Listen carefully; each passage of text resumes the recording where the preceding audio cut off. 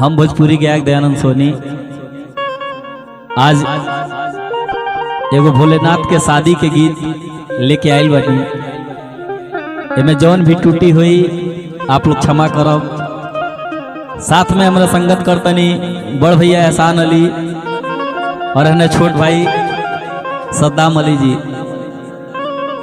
अगर हमारा गाना में चाहे यहाँ लोग के बादकी में कौन टूटी हुई तो आप लोग से क्षमा चाहब। आज भैया बात वो समय का है कि जब गौरा जी के दुआरी पर बारात आये शिव जी के, सब सखी लोग देख के परेशान हो गए लोग। आखिर गौरा ऐसा बौरा दुल्हा के संगे कैसे रही है। तो जाके गौरा से कहा कर लो, ये गौरा की बेकार मिलल बा हो, अरे बेकार मिलल बा हो, बेरोजगार मिलल बा, तो कैसे शादी होई, कैसे शादी होई,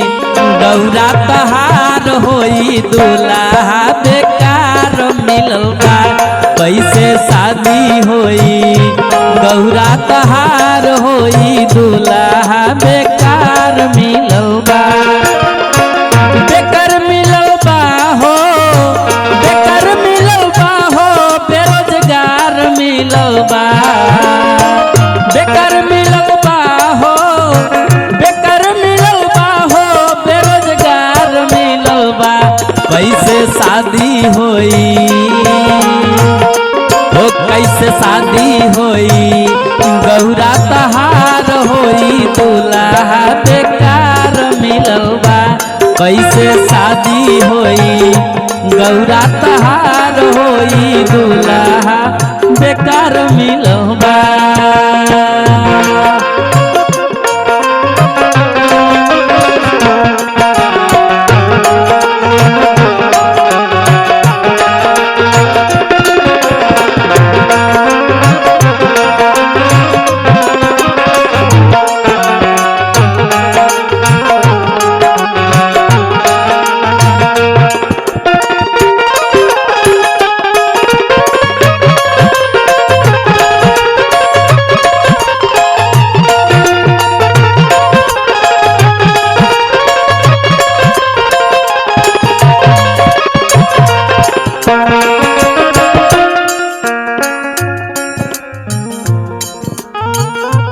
हाँ हाँ जौन में भभूति पोतले पेनले मिर्गा छाला बा,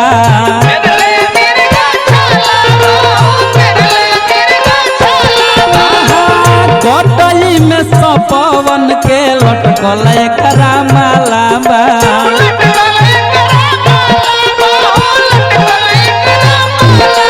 अन्न में भभूति पोतले पेनले मिर्गा छाला बा, गोटली में सपवन के लटकल ओकरा माला बा। और सखी कहा तड़ी भैया कि डर लागे जब, कि डर लागे जब, छोड़े फुफुकार होई, दूल्हा बेकार मिलल बा, डर लागे जब, छोड़े फुफुकार होई, दूल्हा बेकार मिलल बा, कैसे शादी होई, गौरा तहार होई, दूल्हा बेकार मिलल।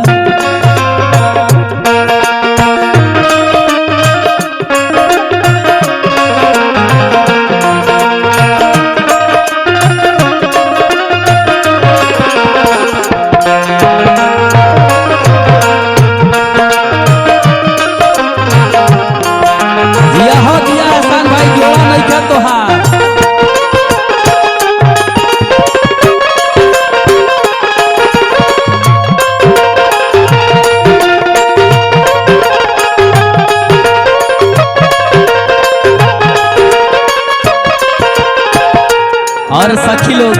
गौरा जी से कहा तड़ी का कहतड़ी हो, अरे कवना कसूर के गौरा भोगा वो तू साजा,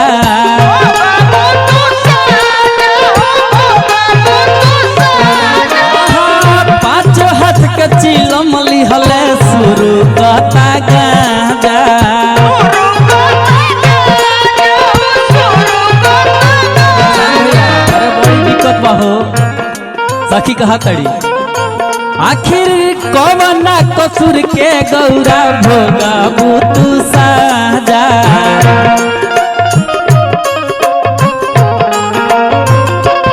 पांच हाथ के चिलम लिहले शुरू का तांगा जा पाँच हाथ के चिलम लेके कवना कसूर के गौरा भोगा तू साजा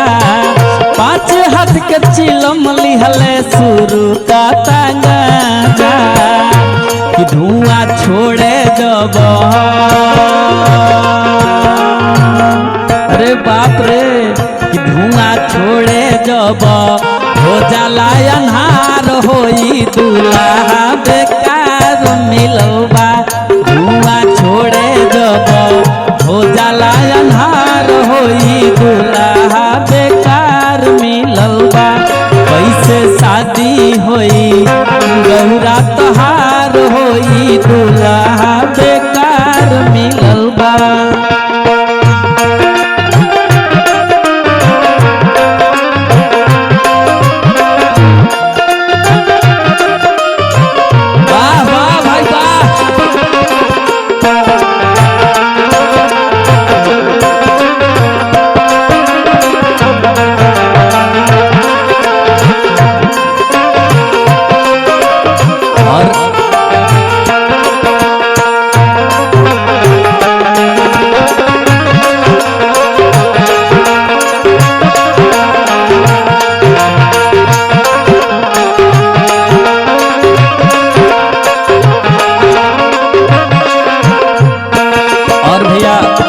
अंत में सखी लोग कहा तड़ी का कहतड़ी हमारा तो मन करता अगुआ के पहले मारी कौची से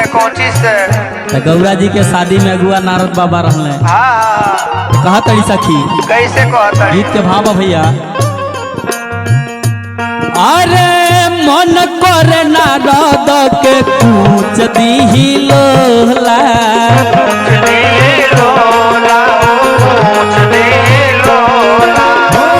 कहत रहे दुल्हा सखी खोजले बानी भोला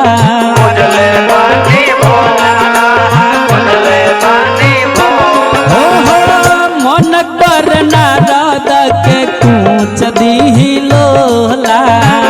कहत रहे दुल्हा सखी खोजले बानी भोला कहे पारस धोखा कहे दयानंद धोखा भइल बरियार होई दुल्हा बेकार मिलल बा कहे पारस धोखा भइल बरियार होई दुल्हा बेकार मिलल बा बेकार मिलल बा हो बेकार मिलल बा हो बेरोजगार मिलल बा बेकार मिलल बा हो बेकार मिलल बा हो बेकार मिलल बा कैसे शादी होई गौरा तोहार होई दुल्हा बेकार मिलल बा कैसे शादी होई गौरा तोहार होई दुल्हा बेकार मिलल बा कैसे शादी होई गौरा तोहार होई दुल्हा बेकार मिलवा जाए तो सबूर करो इन्हीं के लेके राजा बनो।